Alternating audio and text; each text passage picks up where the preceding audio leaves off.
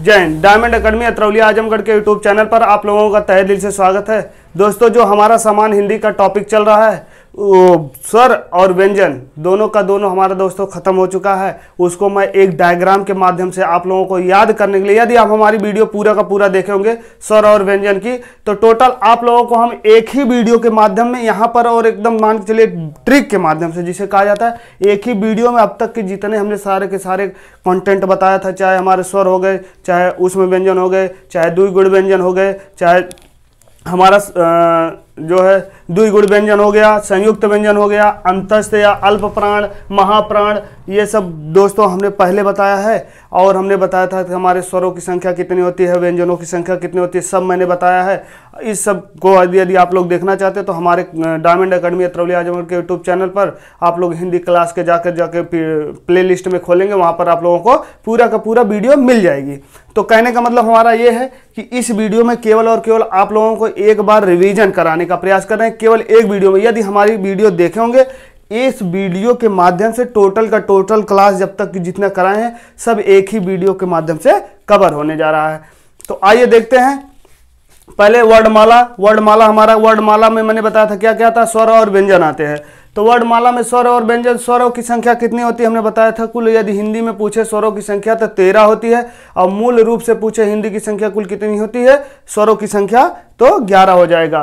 वहां पे यदि पूछ ले स्वरों की संख्या 13, यदि मूल रूप से 11। तो हमारा आइए देख लेते कौन कौन से आ है। ये जितने भी मैंने स्वर लिखा है उस स्वर के साथ साथ हमने क्या लिखा है, उनकी वर्ण मात्रा भी लिखे हैं, मात्रा के आधार पर भी लिखा गया। जैसे अ यहाँ पर देख सकते हैं आ की मात्रा, ई छोटी की मात्रा है, ये बड़ी की मात्रा, छोटा ऊ की मात्रा है, बड़ा ऊ की मात्रा, री का, एक है, ऐ का, ओ का, औ का, अंग, आह का, ये सब हमारी मात्राएं हैं।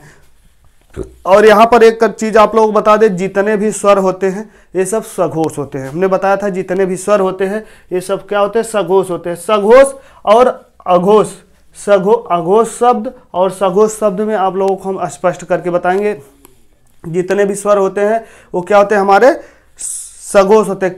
कहने का मतलब जितने भी स्वर होते हैं जब उनको हम बोलेंगे तो हमारे जो है जीभ में या हमारे कंठ में कंपन नहीं होता है, उसे सघोष कहा जाता है। और जिस व्यंजन का उच्चारण करते समय हमारे कंठ में कंपन उत्पन्न हो, उसे हम क्या कहेंगे, अघोष कहेंगे।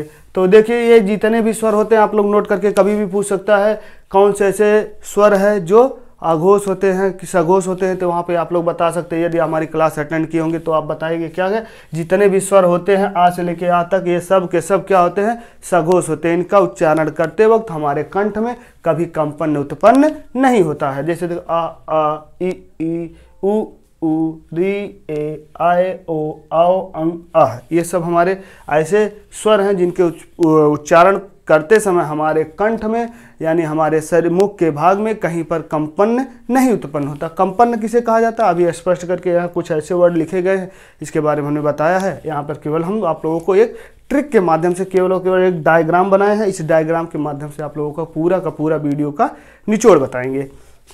आइए देखते हैं हमारा व्यंजन में पूछ ले व्यंजनों की संख्या कुल कितनी होती है, तो 39 होती है।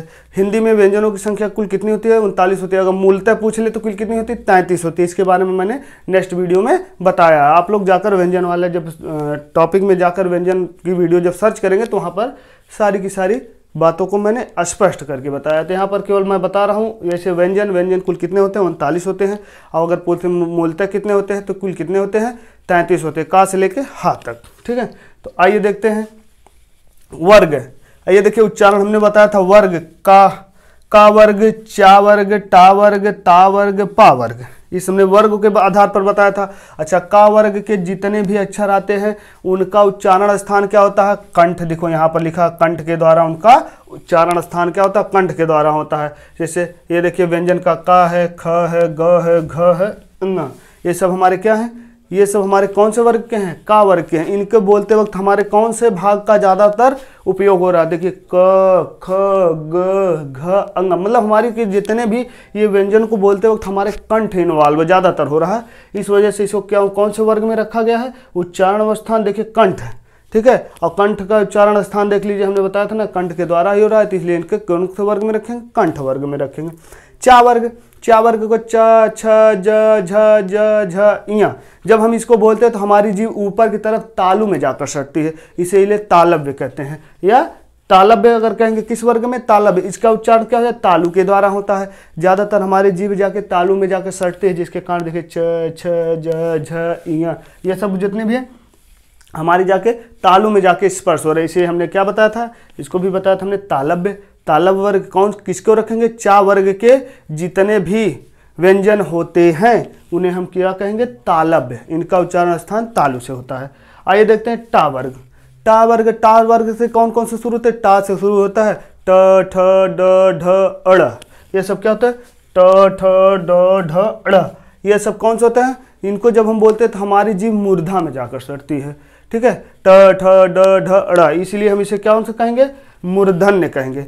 अगर हमसे पूछ ले कौन से वर्ग का है, टा और टा ठ ड ढ, ये कौन सा वर्ग हो जाएगा, तो हमारा कौन से वर्ग का, टा वर्ग का वर्ग कौन सा आ जाएगा, मूर्धन्य वर्ग में। और अगर पूछ ले इसका उच्चारण क्या होता है, उच्चारण स्थान मूर्धा के द्वारा, मूर्धा के द्वारा होता है। ये जितने व्यंजन होते हैं सब क्या होते हैं, हमारे मूर्धन्य के द्वारा बोले जाते हैं। और आइए देखते हैं ता वर्ग। ता वर्ग में जब हम बोलते हैं, ता वर्ग बोलते ही हमें पता चल जाता है हमारी जीभ क्या हो रही है, दांतों को स्पर्श कर रही है, इसलिए हम दंत कहते हैं, ठीक है, दंत कहते हैं, ठीक है। ये हमारे दांत के द्वारा इसका उच्चारण होता है। ता वर्ग के जितने भी व्यंजन आते हैं, जैसे हमारा पहला अक्षर कौन सा हो जाएगा, व्यंजन का ता, व्यंजन का था, व्यंजन का द, व्यंजन का धा, व्यंजन का ना, इन जितने भी ये हमारे ता वर्ग के व्यंजन आते हैं इनको बोलते वक्त हमारी जीभ दांतों को स्पर्श करती है, ता था द ध न। आप लोग अकेले में इसका जो है प्रैक्टिस करेंगे तो वहाँ पर स्पष्ट पता चल जाएगा। बस केवल हमारी यहाँ पर एक चीज़ आप लोगों को गाइडलाइन करने की ज़रूरत है। यदि आप लोग बीएड का एंट्रेंस देंगे या फिर आप बीडीओ देंगे, लेखपाल के देंगे, या यूपी के जितनी भी हमारी वैकेंसियाँ हैं जिसमें हिंदी पूछा जाता है, वहाँ पर इस का बहुत ही महत्वपूर्ण जो है योगदान रहने वाला है। इसलिए आप लोगों को हम एक ही वीडियो के माध्यम से केवल और केवल निचोड़ बता रहे हैं। तो आप लोग यदि क्लास अटेंड किए हुए हैं, हिंदी पढ़े होंगे, तभी ये आप लोगों को समझ में आएगा। यदि जिन लोग नए हैं, देखना चाहते हैं, तो पहले जाकर हिंदी की सारी क्लास अटेंड करेंगे, उसके बाद इस वीडियो को देखेंगे तो उनको स्पष्ट हो जाएगा कि हाँ यहाँ पर नॉलेज की बातें बताई गई है। पा वर्ग में देख लेते हैं। पा वर्ग किसे कहा जाता है, जैसे प फ ब भ म, इन सबको बोलते वक्त हमारा ओठ, हमारे जीभ के जो है भाग का ओठ ज़्यादा इन्वॉल्व करता है, मतलब ऊपर का ओठ नीचे के ऊपर के ओठ से दोनों से स्पर्श होता है, मतलब सटता है इसे ओठ के द्वारा। जैसे प फ ब भ म, ये सब जितने भी हमारे पा वर्ग के होते हैं इनका उच्चारण करते वक्त हमने बताया था क्या होते हैं, ओठ से यानी कि ओठ के द्वारा इनका उच्चारण होता है।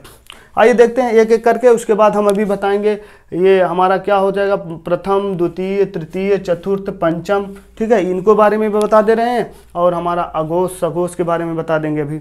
अब भाई अंतस्थ व्यंजन यानी अल्प प्राण, जिनको बोलने पर हमने कहा ना अल्प प्राण क्या होता है, जिन, ठीक है, जिन व्यंजनों का उच्चारण करते वक्त हमारे श्वसन तंत्र से कम सांस की जरूरत हो, यानी कि कम एनर्जी लगती हो, उसे हम क्या कहेंगे, अल्प प्राण कहेंगे। अब महाप्राण किसे कहेंगे, जिन व्यंजनों का उच्चारण करते समय, महाप्राण यहाँ पे लिखा ना, उसमें व्यंजन जिसे महाप्राण भी कहते हैं, जिन व्यंजनों का उच्चारण करते समय हमारे बॉडी यानी हमारे शरीर से ज़्यादा श्वसन तंत्र से ज़्यादा हवा निकलती हो, या हमारे शरीर से ज़्यादा एनर्जी निकलती हो, उसे हम क्या कहेंगे, महाप्राण व्यंजन कहेंगे या महाप्राण कहेंगे।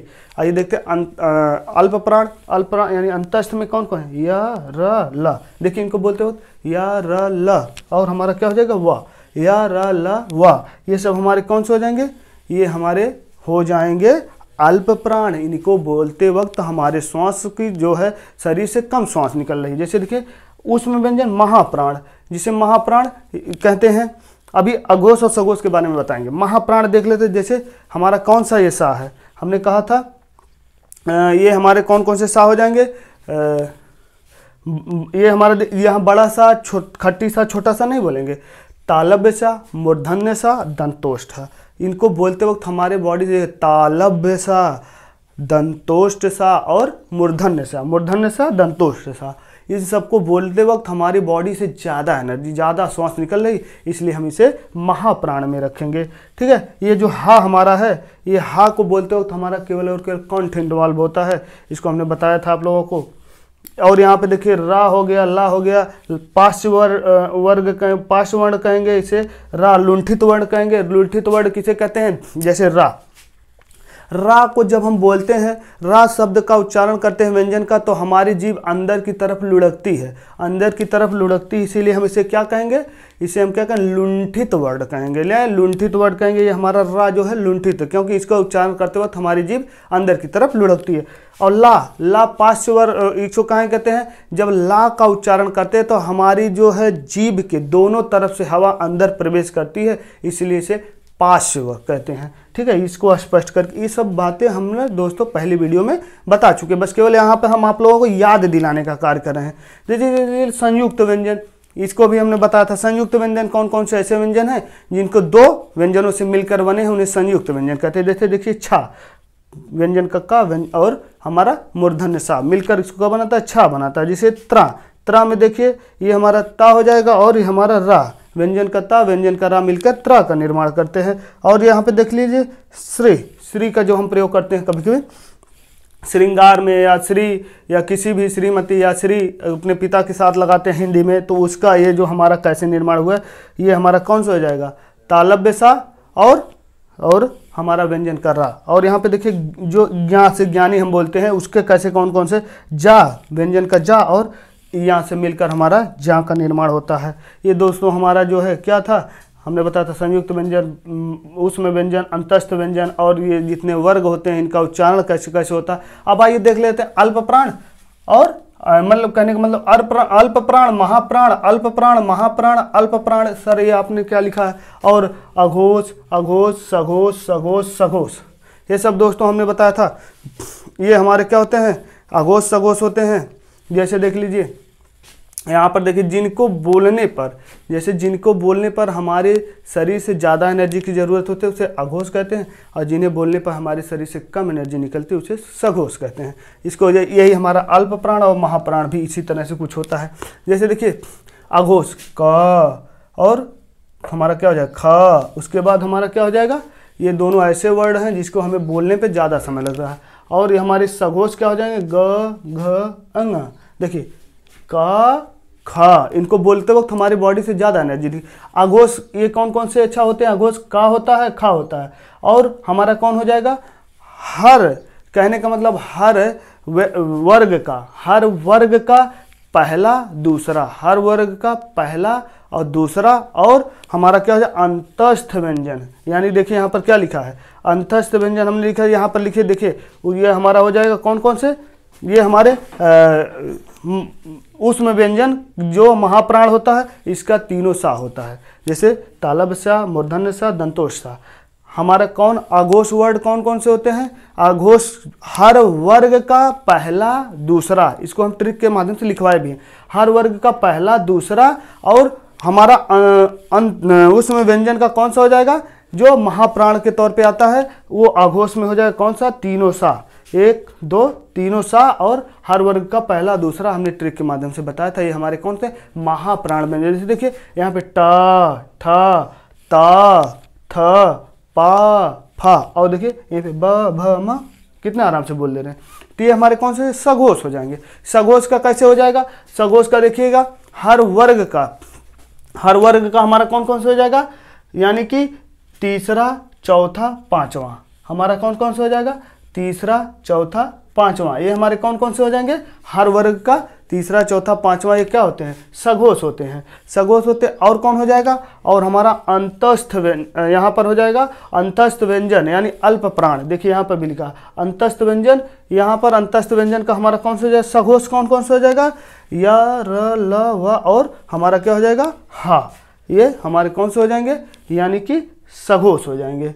अल्प प्राण, महाप्राण हमने बताया था। अल्प प्राण का मतलब क्या होता है? अल्प प्राण जिन वर्णों को बोलने के लिए हमारे शरीर से ज़्यादा एनर्जी लगती है, तो हर वर्ग का, इस बात को आप लोग अल्प प्राण में हर वर्ग का हमारा कौन सा हो जाएगा? अल्प प्राण में देखिए पहला, उसके बाद हमारा तीसरा, उसके बाद पांचवा। ये हमारा कौन हर वर्ग का पहला, तीसरा, पांचवा, हर वर्ग के व्यंजन का पहला जो हो जाएगा, पहला व्यंजन, और हमारा तीसरा, उसके बाद हमारा पांचवा, ये सब हमारे कौन से हो जाते हैं, अल्प प्राण में आते हैं। अब महाप्राण में आएगा कौन, हर वर्ग का तीसरा और चौथा। देखिए हर वर्ग का तीसरा और चौथा, ये सब महाप्राण में आते हैं। और हमें इन्हें कैसे पहचानेंगे, प्रथम, द्वितीय, तृतीय, चतुर्थ, पंचम या पंचमाक्षर भी इन्हें। और कुछ ऐसे हैं यहाँ पर जो हैं ये पंचमाक्षर के भी आते हैं, जैसे अंगा, इया, टड़ा, ना, म, ये सब हमारे क्या होते हैं, ये सब हमारे पंचमाक्षर होता है। या नासिक, नासिक इनको बोलते वक्त हमारे नाक का इन्वॉल्व होती है। और आइए देख लेते हैं, हमने कहा द्विगुण व्यंजन। द्विगुण व्यंजन में देखिए ड़, ढ़, ड़ और ढ़, ये हमारे द्विगुण व्यंजन होते हैं। आयोगवाह कौन कौन होते हैं, अंग और अ, अंग, अ और अ, ठीक है, ये हमारे क्या होते हैं, अ और अ, ये दोनों हमारे आयोगवाह होते हैं। दोस्तों एक ही वीडियो के माध्यम से, डायग्राम के माध्यम से आप लोगों को हिंदी का बताएं हम पूरा का पूरा। इसके बाद हम आप लोगों को बताएंगे नेक्स्ट पार्ट में, जो भी बताएंगे आप लोगों को थंबनेल के माध्यम से बता दिया जाएगा। तो दोस्तों ये हमारा सामान्य हिंदी का जो है टॉपिक कैसा लगा, हमारे यानी कि वर्णों का जो हमारा वर्ण है, वर्णों का शुद्ध वर्तनीय बताएंगे, ठीक है, वर्णों का शुद्ध वर्तनीय बताएंगे, किस वर्ण को कैसे लिखा जाता है, शिरोरेखा कैसे होती है, हम अब किस वर्ण के बीच में कहाँ कहाँ पर स्पेस कर सकते हैं, जैसे शिरोरेखा खींचते वक्त किस किस वर्णों को डिस्टेंस दिया जाता है, इन सब बातों के बारे में हम अगली वीडियो में बताएंगे। तो दोस्तों हमारा ये वीडियो कैसा लगा आप लोग कमेंट सेक्शन में जरूर बताइए, ताकि इसी तरह से यदि आप लोग बीएड की तैयारी कर रहे हैं, चाहे वीडियो लेखपाल जिसकी भी तैयारी करेंगे, एक बहुत ही बेहतरीन तरीके से क्लास बता रहे हैं आप लोगों को।